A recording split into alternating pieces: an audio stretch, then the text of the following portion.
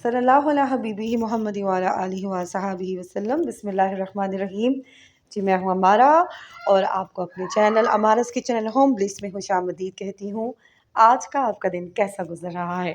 امید کرتی ہوں کہ ہمیشہ کی طرح خوشگوار اور بہترین گزر رہا ہوگا، اور اگر خدا نہ خواستہ کوئی مسئلہ یا پریشانی ہے تو وہ رجوع کیجیے اللہ کی طرف اور سجدے میں جائیے اور 2 نفل ادا کیجیے اور اپنی ساری مشکلوں کا حل ڈھونڈ لیجیے۔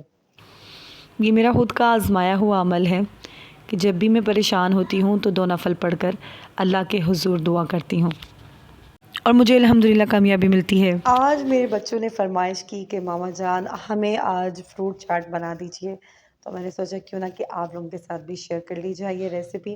Very simple and very easy, یقیناً آپ لوگوں نے کئی بار ٹرائی کی ہوگی۔ تو لیٹس ٹرائی اٹ۔ ہمیں اچھی طرح سے فروٹس کو واش کر لینا ہے۔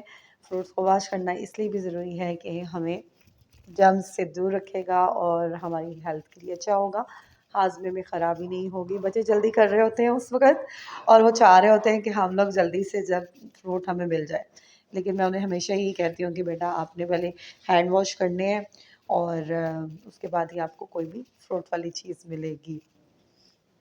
ویورز، بچوں کی تربیت کے حوالے سے آپ کیسا رویہ اختیار کرتے ہیں گھروں پر؟ چلیں آج اس ٹاپک پہ کچھ باتیں عرض کرتی ہوں، کچھ ٹپس اور کچھ ایسی چیزیں، کیونکہ میں خود 4 بچوں کی ماشاءاللہ سے مدر ہوں، تو ہوپ سو کہ مجھے کچھ اندازہ ہو گیا ہے کہ میں نے کیسے ان کی تربیت کرنی ہے، یا پھر میں ابھی کوشش میں ہی ہوں کہ ان کی اچھی سے اچھی تربیت کروں۔ میں سمجھتی ہوں کہ بچوں کی تربیت صرف سختی سے ہی نہیں بلکہ نرمی سے ہی بہتر طریقے سے کی جا سکتی ہے، کیونکہ بے جا سختی کرنے سے بچے بے حد ضدی ہو جاتے ہیں اور چڑچڑے پن کا شکار ہوتے ہیں۔ آئندہ آنے والے دنوں میں ان کے لیے کافی زیادہ ان کی پرسنالٹی میں کچھ ایسی چیزیں ڈیولپ ہونے لگتی ہیں جس کا ہم بعد میں بے حد پچھتاوا ہوتا ہے۔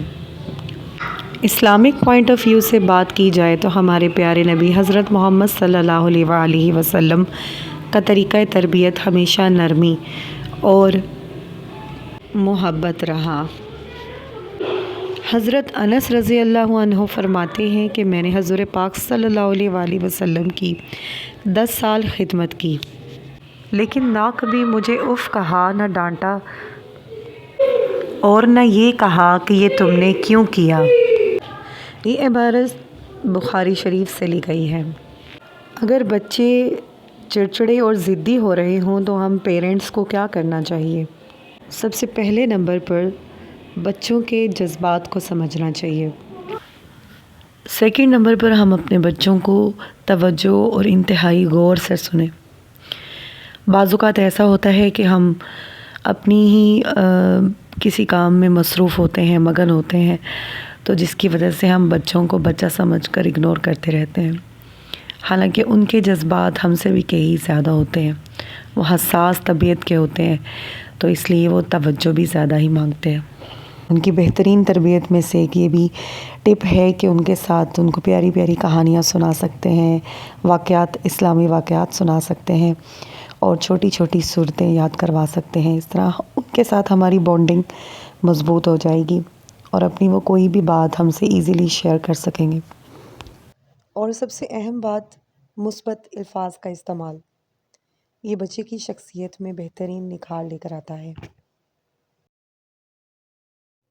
بچے کی غلطیوں پر ہمیشہ یہ کہنا کہ تم ہمیشہ یہی غلط کرتے ہو، وہ غلط کرتے ہو اور تم ایسے ہو ویسے ہو، اس طرح کہنے کی بجائے ان کو مثبت انداز سے سمجھانا کہ جیسے آپ بہت اچھے ہو اور آپ سے ایسے کیوں ہو گیا، ان سے کوسچن کریں، پھر وہ ریزن بتائیں گے اور اس طرح انشاءاللہ العزیز مسئلہ سارٹ آؤٹ ہو جائے گا۔